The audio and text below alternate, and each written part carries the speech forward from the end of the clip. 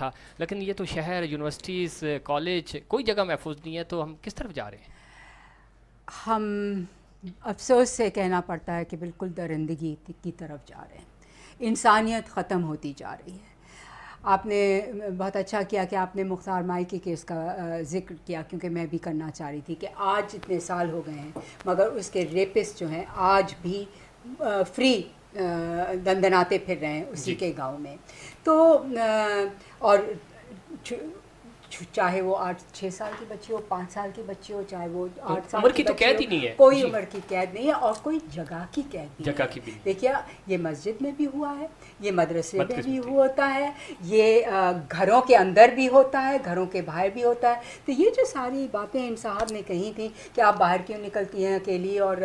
مرد کے بغیر کیوں آپ جاتے ہیں، اور یہ جو سوچ ہے کہ مرد کے بغیر عورت نہ نکلے، تو یہ بالکل بیکار کی اور فضول باتیں ہیں.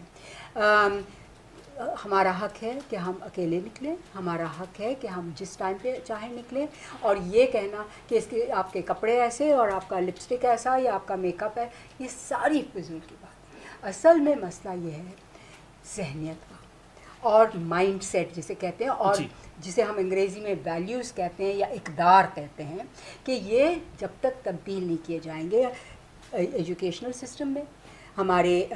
اسکولوں میں، ہمارے کالجز میں، ہمارے میڈیا پہ، ہمارے سارے اداروں میں، جب تک یہ نہیں طے کیا جائے گا اور چینج نہیں کیا جائے گا کہ یہ جو کہا جاتا ہے کہ یہی تو ہے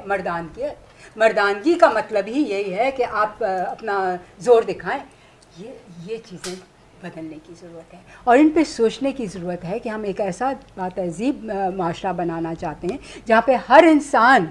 برابر ہے. بالکل صحیح کہہ رہی ہیں آپ، اور ایسا ہی معاشرہ ہے اور ایسے معاشرہ ہونا بھی چاہیے. ہے نہیں نا مسئلہ بدقسمتی میں اسی طرف آ رہا ہوں، بدقسمتی کہ ایسا نہیں ہے، اور چند عناصر جو ہیں وہ مل کر اس طرح کے ایشوز، ویلیوز تھیں ہمارے پاس، وہ